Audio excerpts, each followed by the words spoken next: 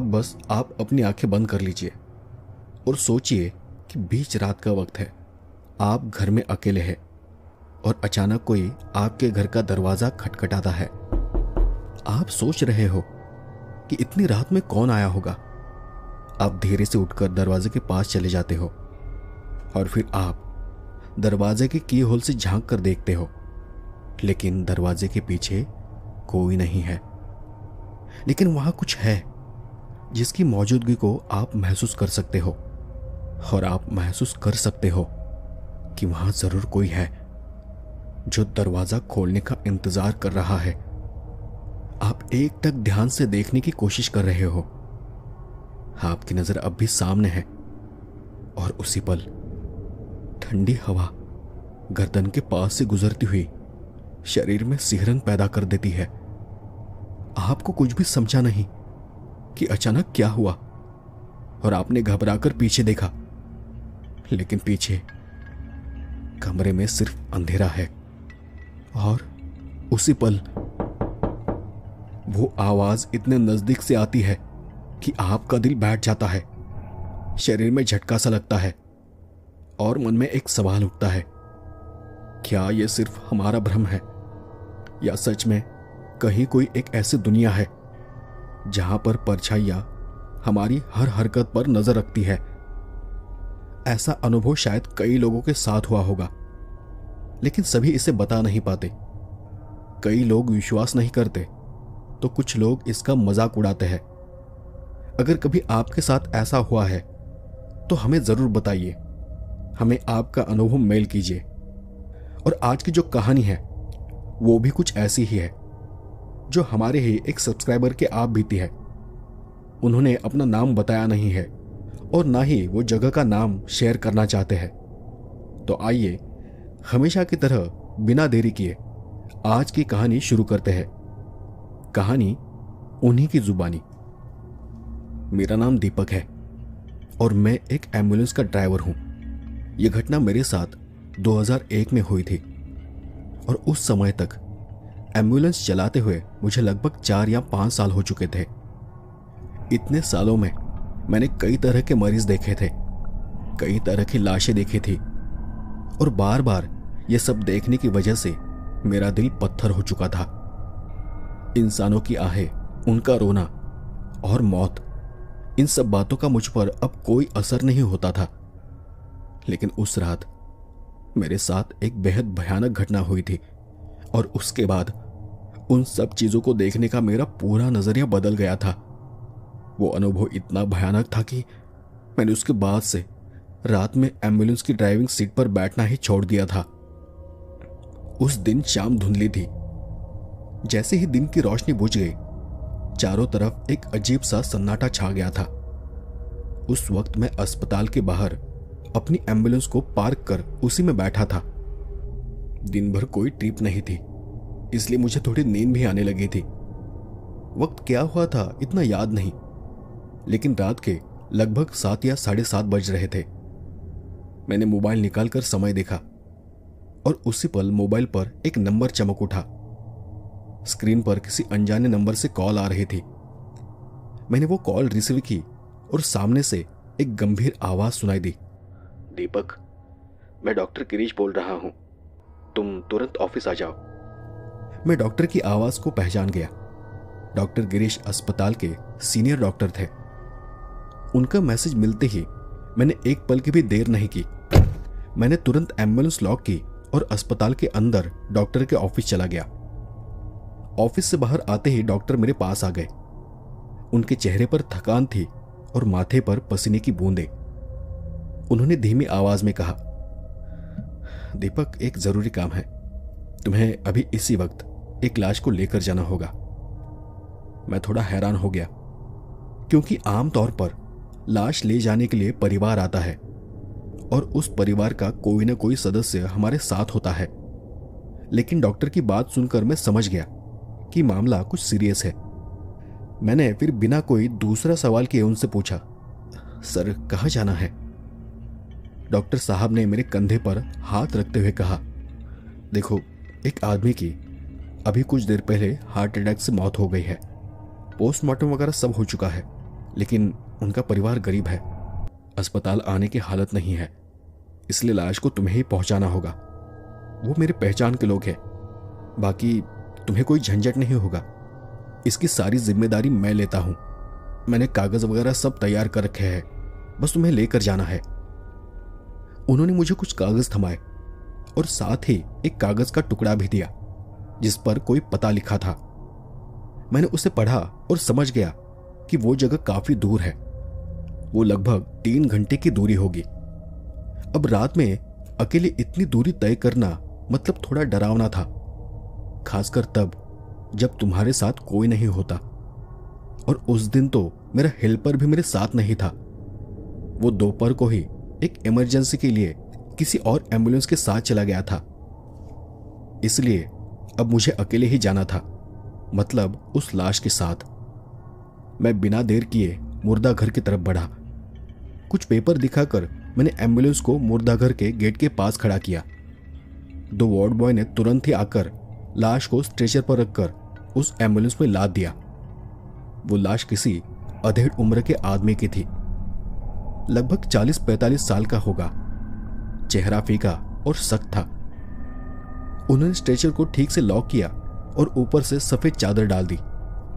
सब सेट करने के बाद मैंने एम्बुलेंस का दरवाजा बंद कर दिया, ड्राइविंग सीट पर बैठा और भगवान का नाम लेकर इंजन स्टार्ट किया। एम्बुलेंस आगे बढ़ने से पहले मैंने एक नज़र चारों तरफ देखा।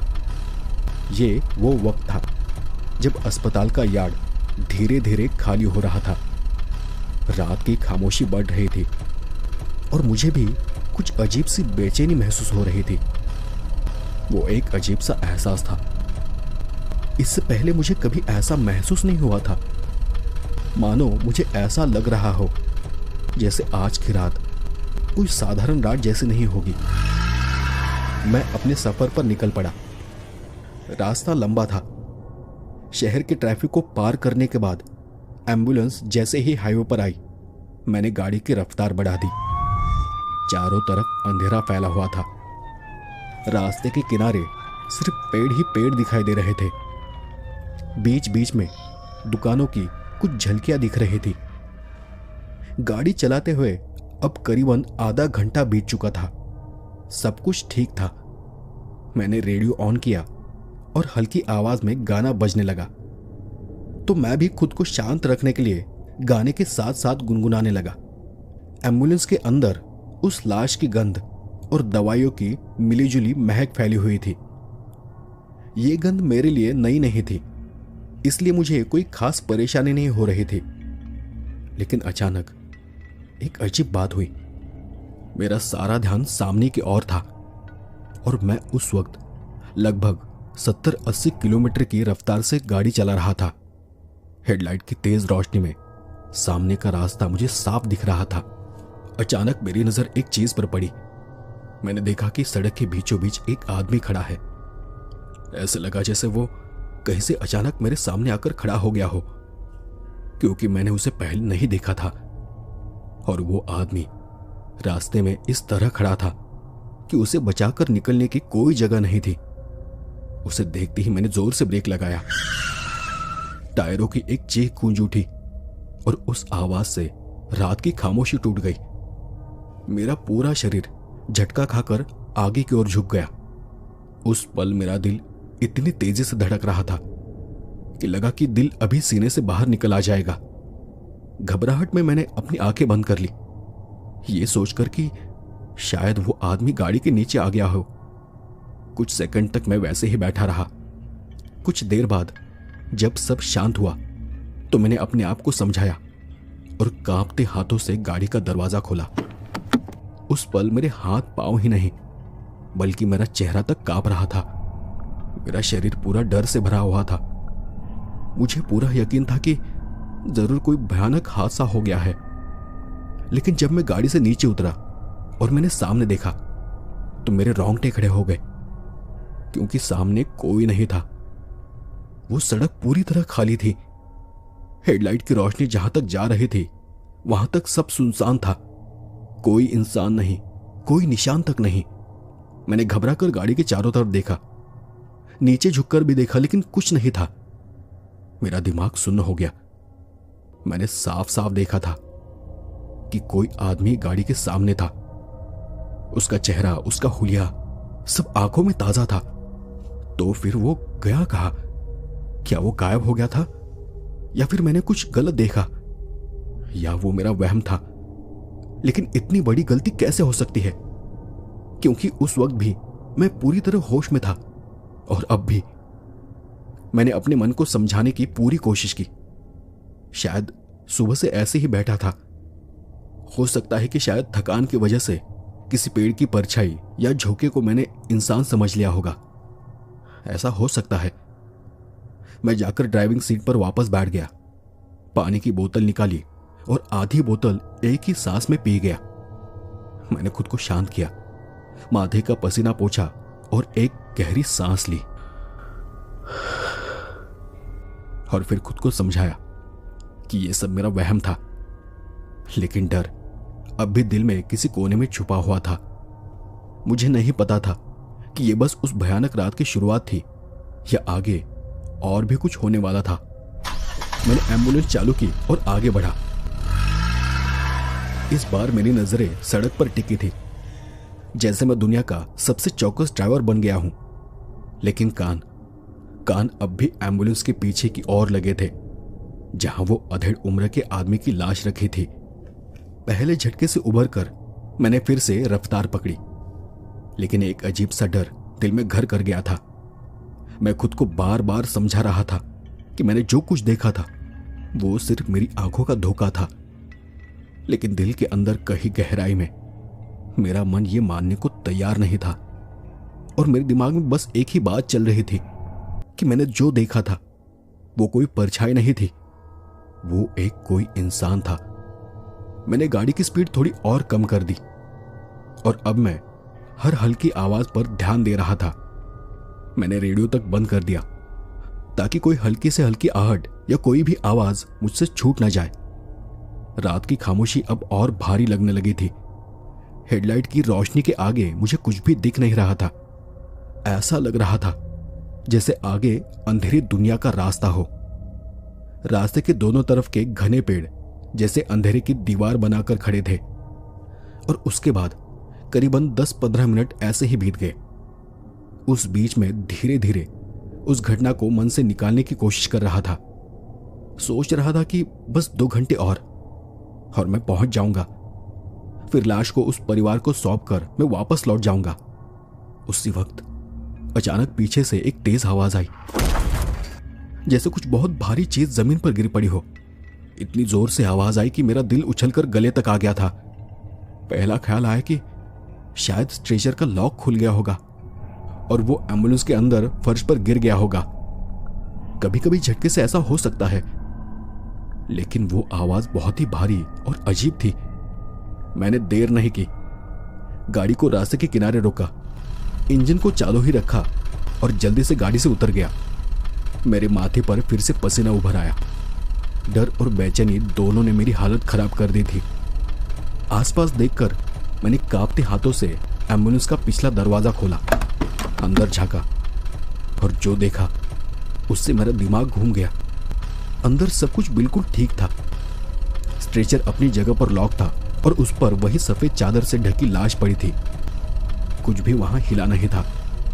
मैंने हैरानी से चारों तरफ देखा, कोई गड़बड़ नहीं थी। तो फिर ये आवाज किस चीज की थी? मैं तो साफ सुन चुका था कि कोई भारी चीज गिरी थी, और वो आवाज भी मेरे पीछे से आई थी। मैंने झुककर स्ट्रेचर के पहिए और लॉकिंग सिस्टम को चेक किया, और वहां सब कुछ सही था। और तब मेरे मन में शक पैदा हुआ कि कहीं मेरा खुद का मन मुझे धोखा तो नहीं दे रहा। क्या ये सब मेरा वहम था? मैंने दरवाजा झट से बंद किया। खट की आवाज आई, मतलब लॉक ठीक से लग गया था। मैं ड्राइविंग सीट की तरफ बढ़ा, लेकिन जैसे ही मैं अंदर बैठने ही वाला था, फिर से एक आवाज आई, जैसे पीछे का दरवाजा दोबारा खुल गया हो। मैं तुरंत पलटा और जो देखा उससे मेरा खून जम गया। वो दरवाजा जो मैंने अभी अभी बंद किया था, वो अब पूरा खुला हुआ था। हवा में उसका पल्ला हल्का हल्का हिल रहा था। अब डर ने मुझे पूरी तरह जकड़ लिया था। अब यह कोई भ्रम नहीं था। मैं खुद दरवाजे को हिलते हुए देख सकता था और मैं अच्छे से जानता था कि वो दरवाजा भारी है और मैंने खुद उसे लॉक किया था, तो वो अपने आप कैसे खुल सकता है। मैं धीरे धीरे पीछे की ओर जाने के लिए अपने कदम बढ़ाने लगा। हर कदम के साथ दिल की धड़कन बढ़ती ही जा रही थी और तेज हो रही थी। ऐसा लग रहा था जैसे दिमाग में कोई बार बार हथौड़ा मार रहा हो। धन धन की आवाज से दिमाग फट रहा था। मैं दरवाजे के पास गया और अंदर झांका। अंदर का नजारा देखकर मेरी रीढ़ में एक ठंडी लहर दौड़ गई। लाश के ऊपर से सफेद चादर खिसक कर नीचे एम्बुलेंस के फर्श पर गिर चुकी थी और उस लाश का पीला और सूजा हुआ चेहरा अब पूरी तरह खुल चुका था। लेकिन यह कैसा हो सकता है? जब मैंने दरवाजा पहली बार बंद किया था तब तो वो चादर लाश के ऊपर ठीक से पड़ी थी, फिर इन कुछ सेकंड्स में वो नीचे कैसे गिर सकती है? एम्बुलेंस भी अपनी जगह पर थी, रुकी हुई थी, कोई झटका भी नहीं लगा था। डरते डरते मैंने लाश के चेहरे की तरफ देखा और उसे देखते ही मेरी सांस थम गई। अपने 5 साल के करियर में मैंने सैकड़ों लाशें देखी थी। एक्सीडेंट में कुचले हुए चेहरे, पानी में सड़े हुए शरीर, आग में जले हुए डरावने चेहरे, लेकिन कभी किसी ने मुझे इतना अंदर तक डराया नहीं था। इस चेहरे में कुछ अलग था, कुछ अजीब था। उसकी आंखें थोड़ी सी खुली हुई थी, लेकिन उनमें जिंदा होने की कोई झलक नहीं थी। उसके होंठ मुड़े हुए थे, जैसे किसी बात पर वो बेहद गुस्सा हो, और उसका जबड़ा इतना कसा हुआ था कि लगता था कि वो किसी भी पल फट पड़ेगा। उसके पूरे चेहरे पर गहरी नफरत और गुस्से की छाप थी, जैसे वो किसी भी पल उठेगा और पूछेगा कि उसके साथ ऐसा क्यों हुआ। एक मरे हुए इंसान के चेहरे पर इतना जिंदा गुस्सा मैंने कभी नहीं देखा था। उस पल मुझे लगा इस लाश में कुछ तो गड़बड़ है, कुछ ऐसा जो बिल्कुल सामान्य नहीं है, कुछ बहुत डरावना। मैं वहां एक पल भी खड़ा नहीं रह पाया। शरीर कांप रहा था, लेकिन हिम्मत जुटाकर मैं एम्बुलेंस के अंदर चला गया। फर्श पर पड़ी चादर उठाई और कांपते हाथों से उस लाश के चेहरे को ढक दिया। मैं नहीं चाहता था कि मैं उस खौफनाक चेहरे को एक पल के लिए भी और देखूं। चादर डालते ही मैं लगभग भागते हुए बाहर आ गया और पीछे का दरवाजा जोर से बंद कर दिया। इस बार सिर्फ बंद ही नहीं किया, हैंडल पकड़कर कई बार हिलाया ताकि पक्का हो जाए कि अब यह आसानी से खुलेगा नहीं। फिर मैं सीधा ड्राइवर की सीट पर जाकर बैठ गया। मेरा गला सूख गया था, दिल तेजी से धड़क रहा था। मुझे समझ आ गया था कि मैं किसी बहुत बुरी चीज के चक्कर में फंस गया हूं। इस लंबी सुनसान सड़क पर जो कुछ हो रहा था वो न तो कोई इत्तेफाक था, न ही मेरा वहम। मैंने आसपास कहीं भी ध्यान नहीं दिया, बस एक्सीलेटर पर पैर रख दिया। एम्बुलेंस गड़गड़ाहट के साथ आगे बढ़ी।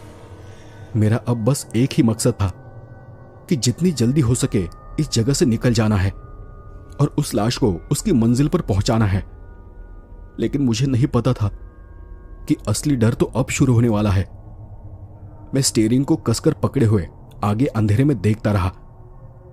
कानों में अब भी वो भारी धप्पक की आवाज गूंज रही थी और आंखों के सामने वही गुस्से से तना मरा चेहरा घूम रहा था। उस चेहरे को देखने के बाद मेरी हालत कैसी थी ये मैं आपको शब्दों में नहीं बता सकता।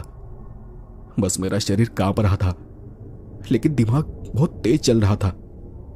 मैं जानता था कि अब यहां रुकना खतरे से खाली नहीं है।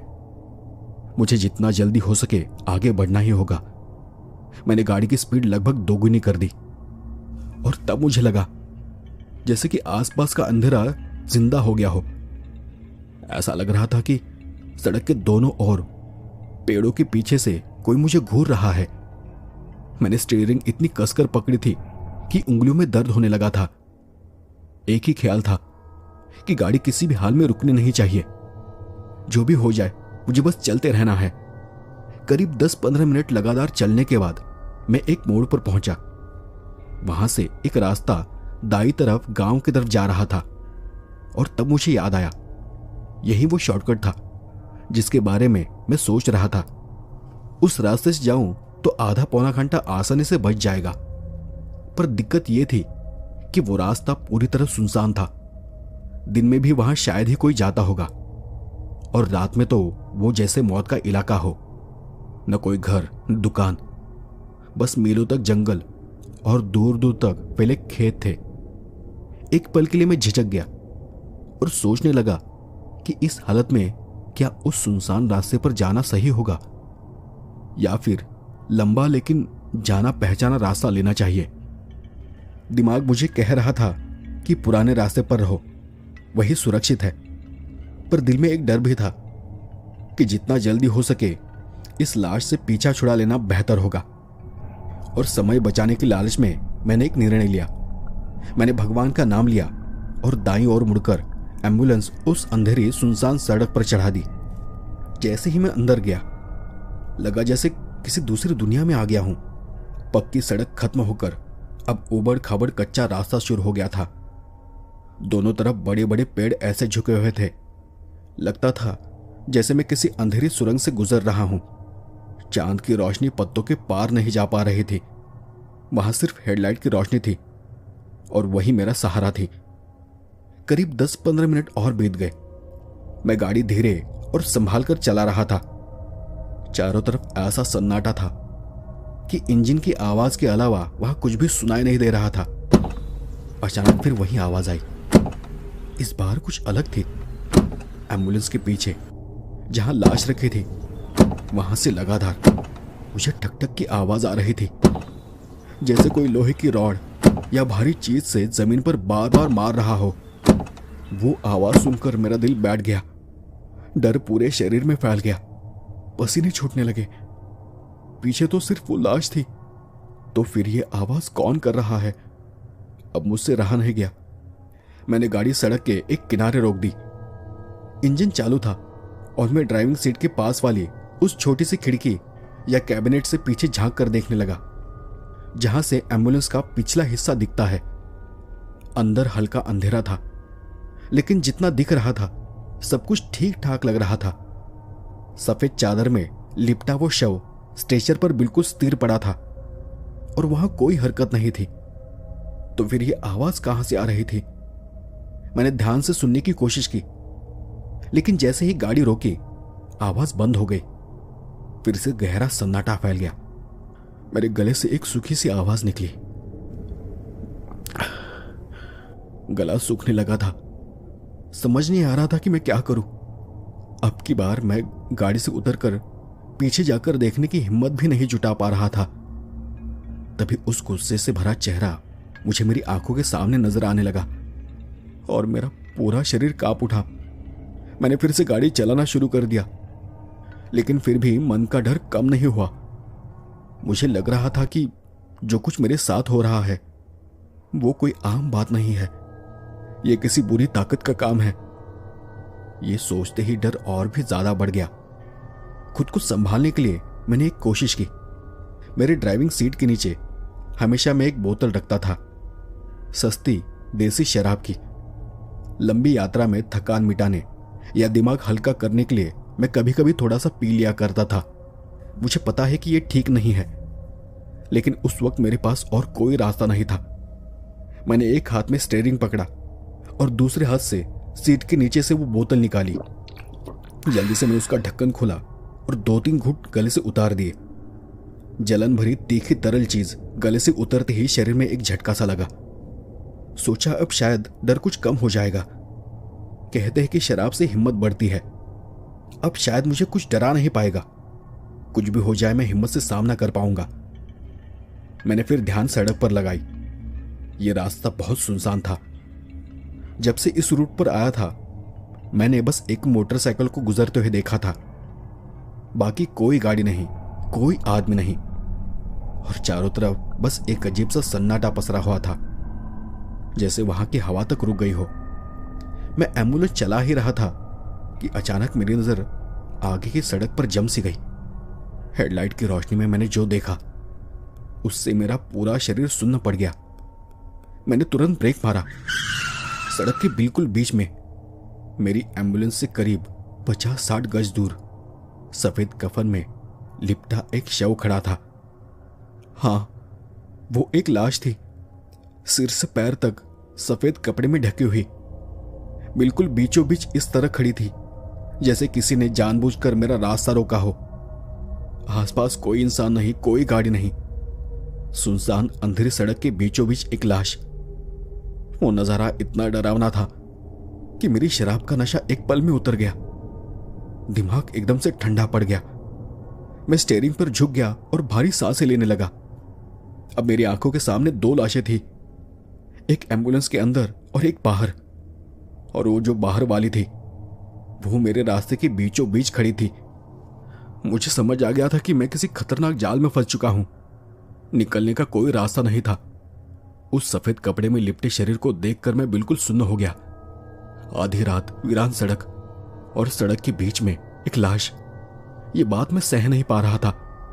इस पेशे में आने के बाद मैंने पुराने ड्राइवर से कई कहानियां सुनी थी, कई खौफ से भरे किस्से और रात को सड़क पर होने वाली अजीब और डरावनी घटनाओं की बातें सुनी थी।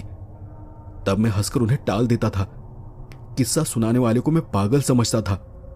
लेकिन आज मेरी आंखों के सामने जो कुछ हो रहा था उसने मेरी सारी धारणाएं तोड़ दी थी। मैंने सिर झटक कर होश में आने की कोशिश की, दोनों हाथों से आंखें रगड़ी। मेरा मन सच और वहम के बीच फंसा हुआ था, पर नहीं, मैंने जितनी बार भी देखा वो लाश वही थी और हेडलाइट की रोशनी में वो साफ दिखाई दे रही थी। सफेद कफन के कपड़े में लिपटी, सड़क के बीचों बीच, बिल्कुल शांत और स्थिर। अब डर ने पूरे शरीर पर कब्जा कर लिया था। मैं साफ महसूस कर रहा था कि वहां कुछ बहुत बुरा होने वाला है। यह कोई सिर्फ लाश नहीं है, कोई जाल है, कोई छलावा है, या फिर शायद कोई डाकू गिरोह जो लाश का नाटक कर रहा हो ताकि मैं रुक जाऊं और वो मुझ पर हमला कर दे।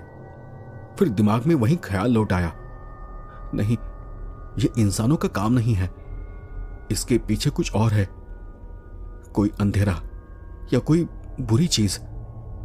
किसी भी पल कुछ भी भयानक हो सकता है। और उस पल मेरे अंदर की आवाज चीखने लगी, दीपक, भाग जा यहां से, अभी भाग जा, नहीं तो मर जाएगा। मैं डर से जड़ हो चुका था, लेकिन मैं यह भी जानता था कि मुझे अपना सिर ठंडा और शांत रखना पड़ेगा। अगर मैं यहीं रुका तो मैं मर जाऊंगा। मैंने गाड़ी फिर से गियर में डाली और एक्सीलेटर पूरा दबा दिया। एम्बुलेंस एक जोर का आवाज करते हुए आगे बढ़ी। अब दिमाग में एक ही बात चल रही थी, कुछ भी हो मैं रुकूंगा नहीं। सामने जो भी है उस चीज के ऊपर से गाड़ी निकाल दूंगा। अगर वो कोई इंसान है या कोई डाकू होगा तो डर के मारे अपने आप हट जाएगा, और अगर नहीं हटा तो जो होना है होगा, मुझे उससे कोई फर्क नहीं पड़ता। वो सड़क बहुत चौड़ी नहीं थी और वो लाश जैसे दिखने वाली चीज सड़क के बीचों बीच थी। उसे बचाकर निकलना नामुमकिन था। एम्बुलेंस की स्पीड बढ़ती ही जा रही थी। मेरी नजरें उसी सफेद कपड़े पर जमी थी। दिल की धड़कनें इतनी तेज थी कि लगता था कि पसलियां फट जाएगी। जैसे जैसे गाड़ी करीब पहुंची वो शरीर जरा भी हिला नहीं। मेरी रीढ़ में ठंडी लहर दौड़ गई। मैंने अपनी आंखें बंद कर ली और अगले ही पल टायरों के नीचे किसी चीज के दबने की भारी धप्प जैसी आवाज आई। मेरा पूरा शरीर कांप गया और तभी मेरे कानों में एक दिल दहला देने वाली चीख गूंज उठी। वो चीख इतनी तेज और डरावनी थी कि लगा मेरे कान के पर्दे फट जाएंगे। पर सबसे डरावनी बात यह थी कि वो चीख एम्बुलेंस के बाहर से नहीं बल्कि अंदर से आई थी, मेरे पीछे की ओर से, जहां वो अधेड़ उम्र के आदमी की लाश पड़ी थी। मुझे ऐसा लगा जैसे मैंने किसी जिंदा इंसान के ऊपर गाड़ी चला दी हो और उसकी दर्द भरी चीख मेरे एम्बुलेंस के अंदर गूंज रही हो। मेरे दिमाग ने काम करना जैसे बंद कर दिया था। मेरे हाथ पांव अब जोर जोर से कांप रहे थे, लेकिन फिर भी मैंने एक्सीलेटर से अपना पैर नहीं हटाया। मुझे पता था कि अगर मैं रुका तो शायद मैं बच नहीं पाऊंगा। मैं आसपास देखे बिना सिर्फ सामने देखते हुए गाड़ी चलाने लगा। मैंने एम्बुलेंस को एक पल के लिए भी नहीं रोका। अब मुझे लगने लगा था कि जैसे मैं नर्क के रास्ते पर गाड़ी चला रहा हूं। थोड़ी दूर जाने के बाद मैंने साइड मिरर की तरफ देखा और मैंने पीछे का नजारा देखने की कोशिश की, लेकिन हेडलाइट की रोशनी पीछे तक पहुंच नहीं रही थी। जहां तक नजर जा सकती थी सिर्फ गहरा काला अंधेरा था। उस सफेद कपड़े में लिपटा शरीर जैसा वहां कुछ भी नहीं था। ऐसा लग रहा था जैसे पीछे की सड़क को अंधेरे ने निगल लिया हो। मेरा पूरा शरीर पसीने में भीग गया। मैं बड़ी सांसें ले रहा था और मेरे कानों में अब भी वो भयानक चीख गूंज रही थी। मेरे दिमाग में बस एक ही बात चल रही थी कि कुछ भी हो, मुझे ये सड़क पार करनी है, मुझे लोकल एरिया तक पहुंचना है। मैंने गाड़ी की रफ्तार और बढ़ा दी और उस टूटी फूटी सड़क पर एम्बुलेंस उछलती हुई चली जा रही थी। लेकिन मुझे इस बात की कोई परवाह नहीं थी। मेरी आंखें सिर्फ सामने की अंधेरी सड़क पर थी और मेरा ध्यान बार बार पीछे उस ठंडी शांत जगह पर जा रहा था जहां मेरे साथ वो भयानक लाश थी। पता नहीं क्यों, पर मेरा मन यह कह रहा था कि ये रात अभी भी खत्म नहीं हुई है।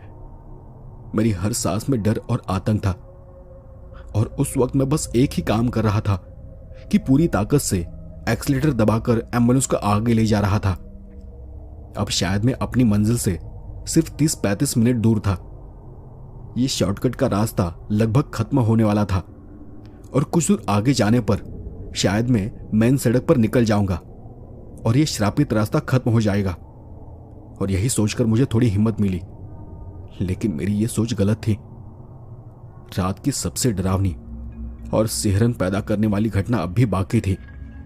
मैं अपने आप को एक झूठी तसल्ली देते हुए गाड़ी चला रहा था कि अचानक एम्बुलेंस की छत पर जोर से आवाज आने लगी। वो आवाज ऐसी थी जैसे कुछ लोग छत पर कूद रहे हो। धम धम की आवाज थी और उस भारी आवाज से पूरी एम्बुलेंस कांप रही थी। मुझे लगा शायद वो छत टूटकर मेरे सिर पर गिर जाएगी और जैसे ही मुझे ये आवाज सुनाई दी, मेरे अंदर के डर ने हद पार कर दी। मेरे उस डर को शब्दों में बयान करना नामुमकिन है। मेरी सारी हिम्मत अब एक पल में टूट चुकी थी। सारा शरीर पसीने से तरबतर हो गया था और तेजी से कांप रहा था। मैंने स्टीयरिंग पकड़कर सीधे बैठने की कोशिश की। मुझ में अब हिम्मत नहीं थी कि मैं गाड़ी रोक कर देखूं कि छत पर कौन है। मैं डर के मारे उस आवाज से अपना ध्यान हटाने की कोशिश करने लगा, लेकिन अब माहौल इतना डरावना हो गया था कि मेरा ध्यान दूसरी तरफ ले जाना नामुमकिन था। छत पर हो रही वो हरकत मेरे दिमाग पर चोट कर रही थी। तभी मुझे लगा कि जैसे मुझे अपने बाई साइड की खिड़की के पास अंधेरे में एक धुंधली सी शक्ल दिखाई दी हो। एक पल के लिए ऐसा लगा जैसे दो बड़ी बड़ी आंखें और एक अजीब सी शक्ल उस आईने के पास उभर आई हो। अब उस तरफ देखने की हिम्मत ही नहीं थी, पर फिर भी मैं अपने मन को रोक नहीं पाया। कांपते शरीर और नम आंखों से मैंने खिड़की की तरफ देखा। वहां कुछ नहीं था, सिर्फ गहरा काला अंधेरा था। लेकिन मैं महसूस कर सकता था कि वहां कोई था जो बाहर से मुझे देख रहा था। उसकी मौजूदगी को मैं अपनी त्वचा पर महसूस कर रहा था। मेरे रोंगटे खड़े हो गए थे, मेरी जान हलक में आ गई थी और तब मैंने चुपचाप भगवान का नाम लेना शुरू कर दिया। मैंने हनुमान चालीसा बड़बड़ाने की कोशिश की, लेकिन मेरे होठ हिल नहीं रहे थे। छत से आती वो डरावनी आवाज अभी तक रुकी नहीं थी। फिर मैंने अपने आप मन ही मन में कहा, चाहे कुछ भी हो जाए, मैं घर आने तक गाड़ी नहीं रोकूंगा। मुझे अच्छे से पता था कि रुकने से मेरी जान को खतरा होगा।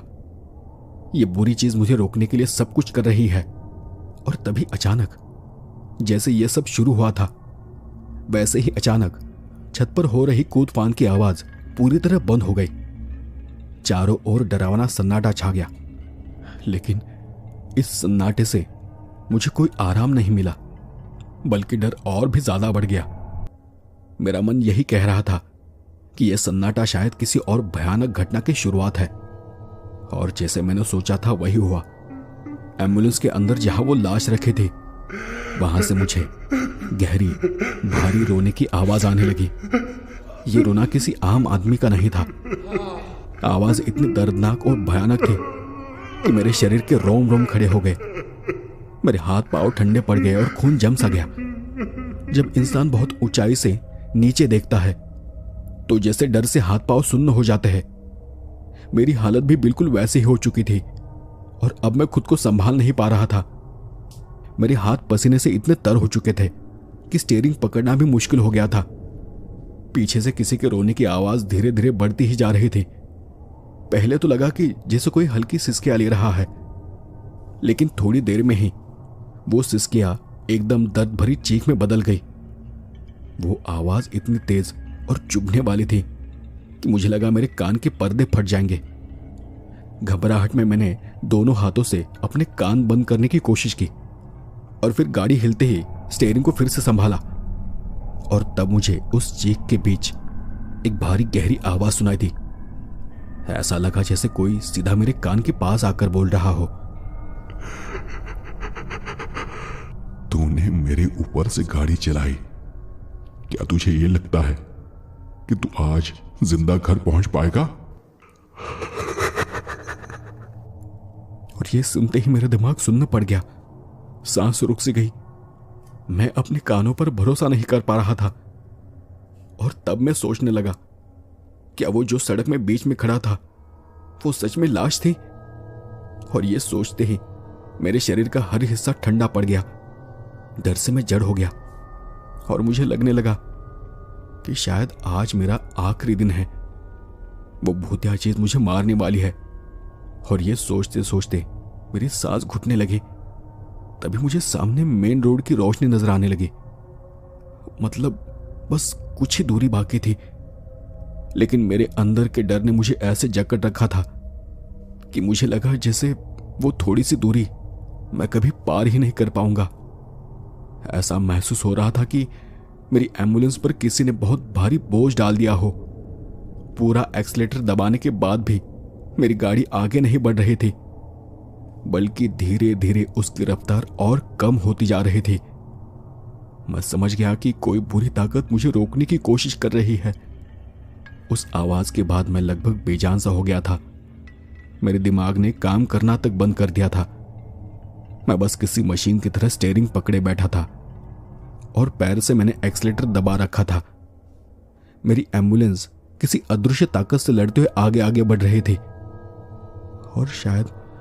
और शायद मैं अब मरने वाला था। लेकिन जब मैं लाश के घर से करीब 10-15 मिनट की दूरी पर आ गया, तभी अचानक सब कुछ शांत हो गया।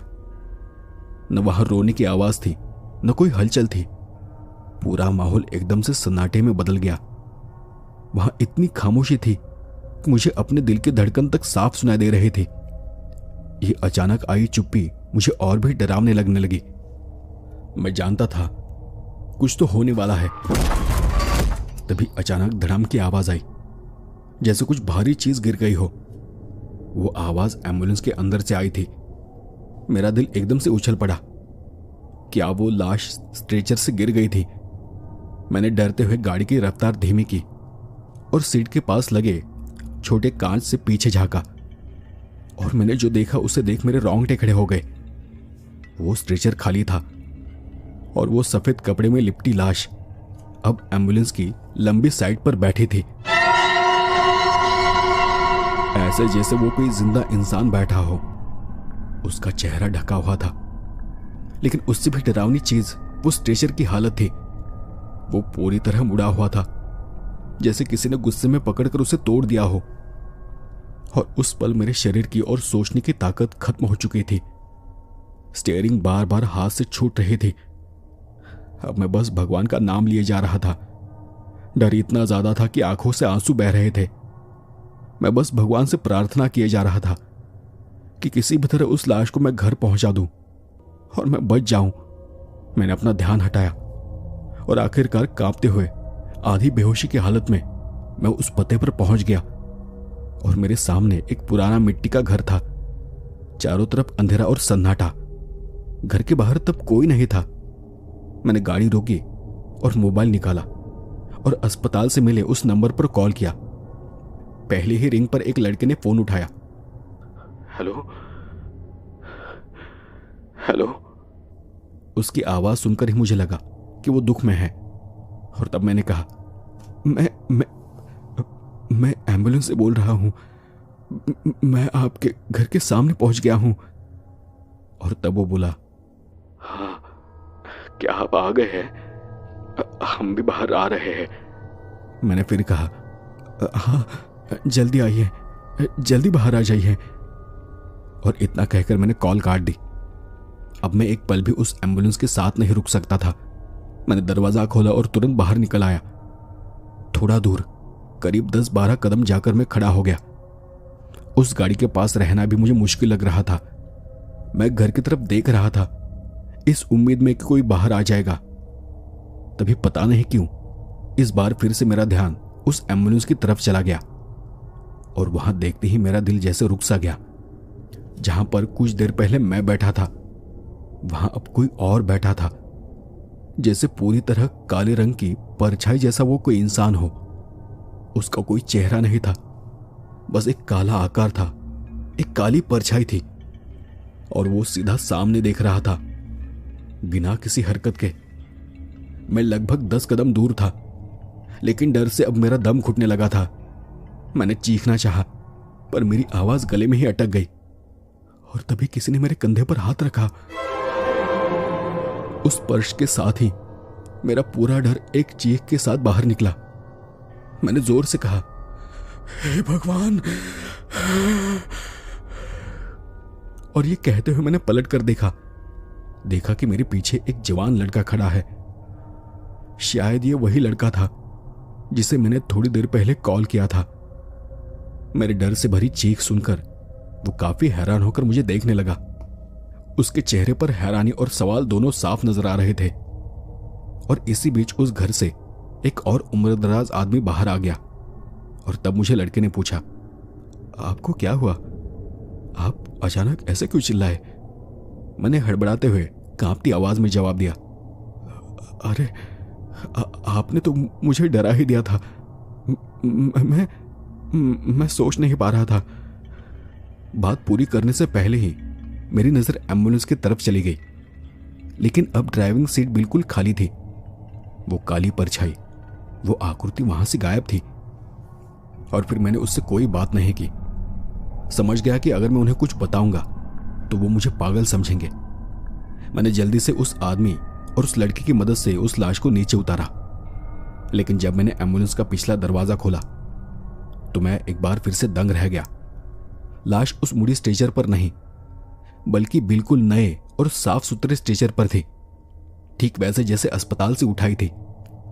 और तब मुझे लगा कि अच्छा हुआ कि मैंने इन्हें कुछ कहा नहीं तो ये सच में मुझे पागल समझ लेते। फिर मैंने किराए के पैसे लिए और बिना एक पल रुके वहां से आगे निकल गया। फर्क बस इतना था कि इस बार मैंने उस शॉर्टकट वाले श्रापित रास्ते की जगह लंबा लेकिन जाना पहचाना रास्ता चुना। पर फिर भी पूरे रास्ते भर मेरा शरीर कांपता रहा। मेरी आंखों के सामने बार बार वही मरा हुआ चेहरा उभर रहा था, वो सफेद कफन में लिपटी हुई आकृति जो सड़क के बीच में खड़ी थी, और ड्राइविंग सीट पर बैठी वो काली परछाई।